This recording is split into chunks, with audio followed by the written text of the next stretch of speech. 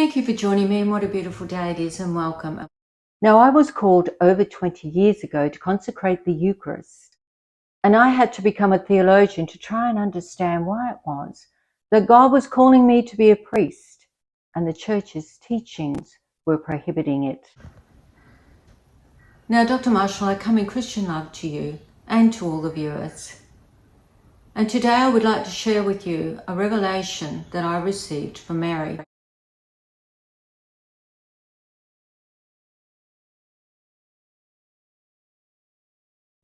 Dr. Marshall, I was looking at one of your clips when you were saying that only men could consecrate the Eucharist because only a male body can represent Christ.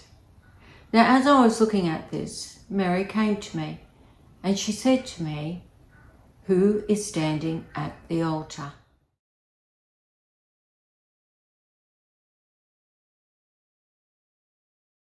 And I thought to myself, who's standing at the altar?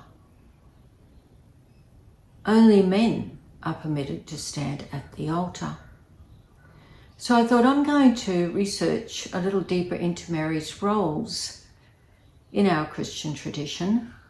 And I hadn't searched very long, and Mary spoke to me again. Mary said to me that Jesus is her son and that her blood runs through Jesus's veins, and that Jesus is part of her body, for she bore Jesus from her womb.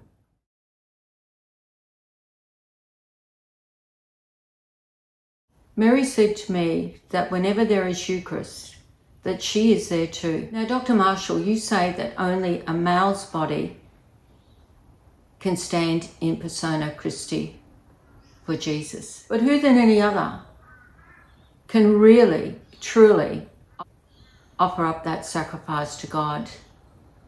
And that is Mary, our beloved Queen Mary. Mary is the one that, above all others, has the right to offer up the blood and body of her son, Jesus.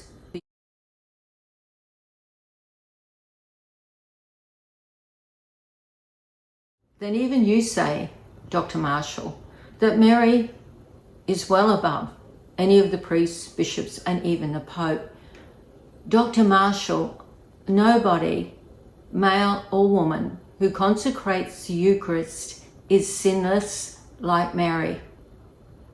What I came to understand, that Mary was saying that because there is no human who is sinless, that anybody, man or woman, consecrating the Eucharist is a sinner and must acknowledge that. Therefore, if the male body can stand and consecrate the Eucharist, then a woman's body, in persona Mary, can indeed also consecrate the Eucharist. As Mary has said to me, there must never be any separation between the members of the Church, ever. What matters most, Mary has said to me, is that we love God, and that Eucharist, she said, the words are to share, that everyone, Mary said, within the Church community must be felt to be loved and wanted within that community.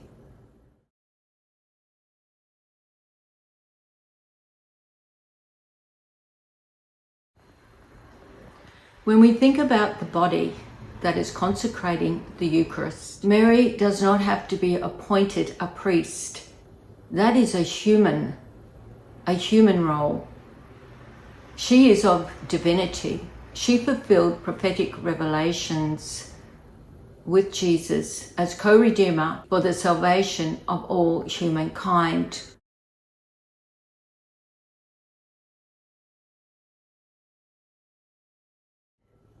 Jesus did not ordain any person a priest in the Gospels. So for you to say that Jesus didn't ordain Mary a priest is really sacrilegious, because she is sinless. She is part of divinity. She plays a prophetic role well above any human being on this earth. Why would Jesus consecrate her as a priest? She stands with Jesus as co-redeemer in the salvation of all humankind. But when we're talking about consecrating the Eucharist, Mary is saying, who stands at the altar? Mary said, I am standing at the altar.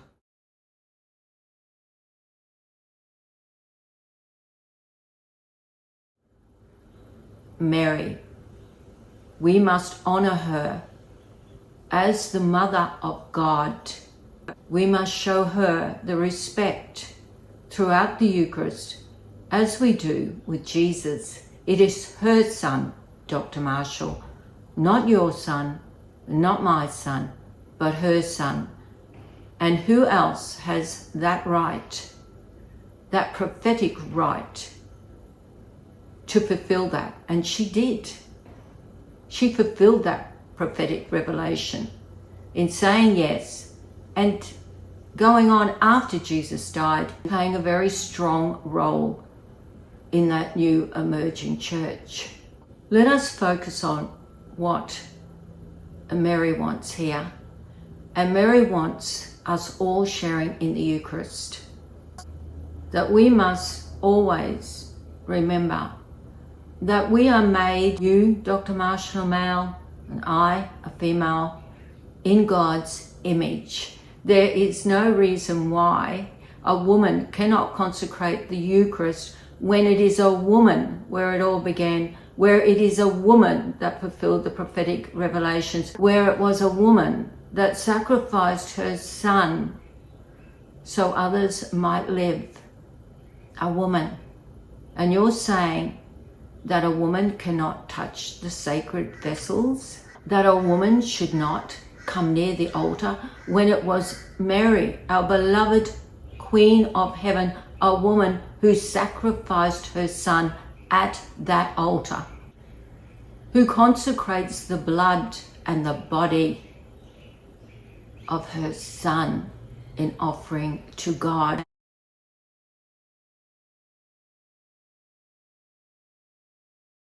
A baptized woman and a baptized male can consecrate the Eucharist. And remember, it is not up to you, it is not up to me, it is up to the Holy Spirit, to whom the Holy Spirit calls, just like when Mary said yes, and just like when Jesus said yes. Both of them fulfilling prophetic revelations for you and for me, Dr. Marshall. You have said that you love Mary, that you pray to Mary, you pray the rosary every night. And you've also admitted that you're not very good at praying, or that you don't spend a lot of time in praying. So, Dr. Marshall, with all due respect, if you have a problem with this, please pray to Mary. I want to thank you for listening, and I hope you have a wonderful day. Thank you.